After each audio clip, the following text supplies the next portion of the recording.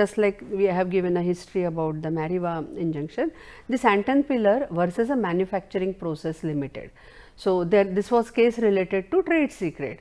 So, during that, this particular like Anton Piller order is a result of that particular proceedings, we can say, that particular trial, we can say.